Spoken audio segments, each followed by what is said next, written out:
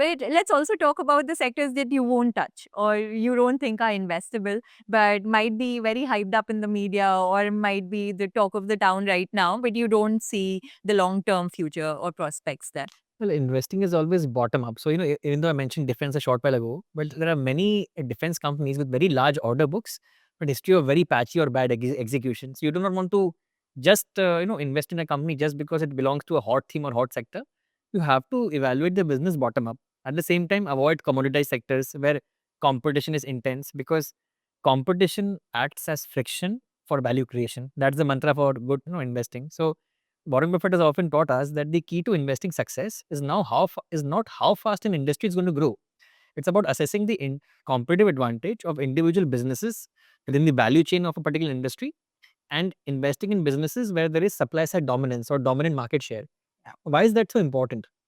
Is because after every passing industry crisis, these strong players capture market share from their weakened competitors, and this market share capture is a source of great shareholder value creation over time. So you want to invest in businesses which are having a kind of a monopoly in the industry. For example, aviation previously was non-investable, but now you just have effectively just one single player which is ruling the show in Yeah. the Indian aviation industry. So now that has become very attractive. This is not a stock recommendation, but just to illustrate that you want to move your capital to industries which are becoming more consolidated from fragmented. So basically, commodity industries or highly competitive industries, businesses which require a lot of capital guzzlers, those industries also you can avoid. And deeply cyclical industries and companies is also something that long-term investors should ideally avoid. Yeah, can you give us some more real examples?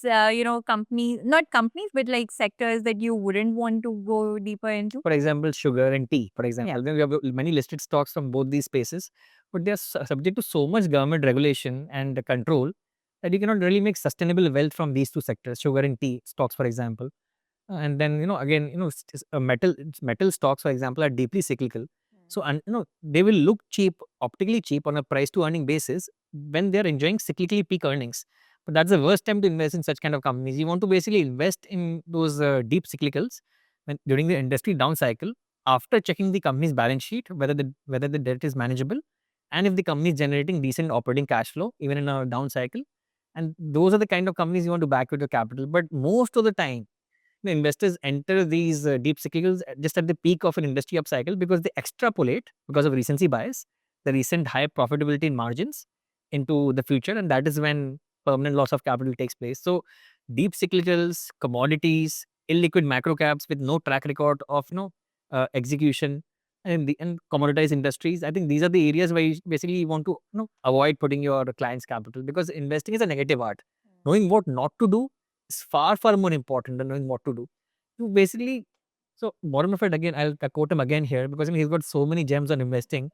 So he says that there are no brownie points for extra levels of difficulty in investing. You don't. This is not this is not a Olympic game, right? Yeah. You want to basically step over 1 foot hurdles rather than 7 foot hurdles.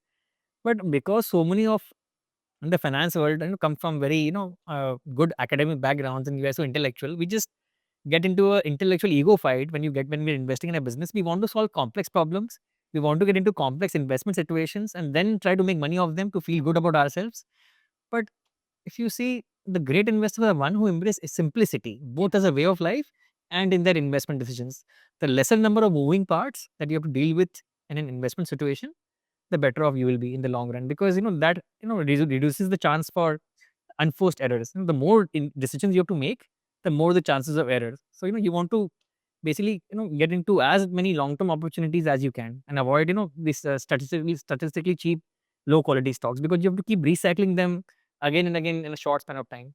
Yes, absolutely. And I think that's a fantastic example that you gave also because, there are lots of people who just read Warren Buffett's quotes, etc., and think that they can apply them and appreciate them. But then the same people will also then go and do a lot of SME investing or investing in pre-IPO stocks or in the unlisted space or IPOs specifically.